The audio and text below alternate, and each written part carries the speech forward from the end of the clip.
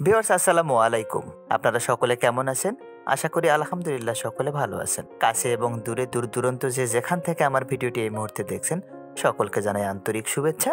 তো ভিউয়ার্স আপনারা সকলে জানেন আমি ছোট ছোট টপিকের উপর ভিডিওগুলো তৈরি করে থাকি এবং প্রতি শুক্রবার সন্ধ্যা 7টা থেকে 9টার মধ্যে ভিডিওগুলো আপলোড করে থাকি। তো ভিউয়ার্স যদি প্রয়োজন মনে করেন আপনারা তাহলে দেখে নিতে পারেন। ভিউয়ার্স আপনি প্রতিদিন কম্পিউটার ব্যবহার করতে গিয়ে হঠাৎ করে দেখেন আপনার কম্পিউটারের ডেস্কটপ আইকনটি ডিলিট হয়ে গেছে। তখন আসলে ভাববার বিষয় যে দিস পিসি, কন্ট্রোল প্যানেল অথবা রিসাইকেল পিন এই আইকনগুলো কিভাবে নিয়ে আসবো। তো আমি আজকে আপনাদেরকে সেই বিষয়টি খুব সহজে দেখাবো।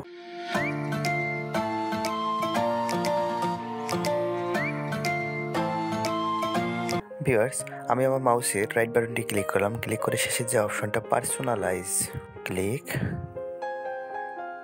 তো এখান থেকে বেশ কয়েকটা অপশন আছে, background, colour, lock screen, theme. আমি থিমে ক্লিক করলাম। থিমে ক্লিক করার পর ভিউয়ার্স দেখেন রিলেটেড সেটিং, তার নিচে একটু ডেস্কটপ আইকন সেটিং। তো এটাতে ক্লিক দেওয়ার সঙ্গে দেখেন আমার অপশনগুলো দেখাচ্ছে ডেস্কটপ আইকনের। কম্পিউটার, রিসাইকেল পিন, আপনারা চাইলে ইউজার, ফাইলস বা নেটওয়ার্কস যে কোনোটাই নিতে পারেন। দেন অ্যাপ্লাই, ওকে। তো ভিউয়ার্স দেখেন দিস পিসি এবং রিসাইকেল বিন এই দুইটা আইকন আমার পিসিতে ছিল না, ডিলিট হয়ে গিয়েছিল।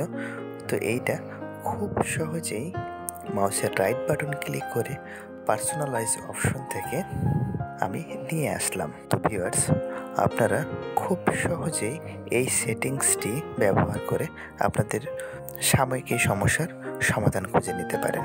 তো ভিউয়ার্স আশা করি আপনারা বুঝতে পেরেছেন। এতক্ষণ ধৈর্য সহকারে ভিডিওটি দেখার জন্য আপনাদেরকে অসংখ্য ধন্যবাদ।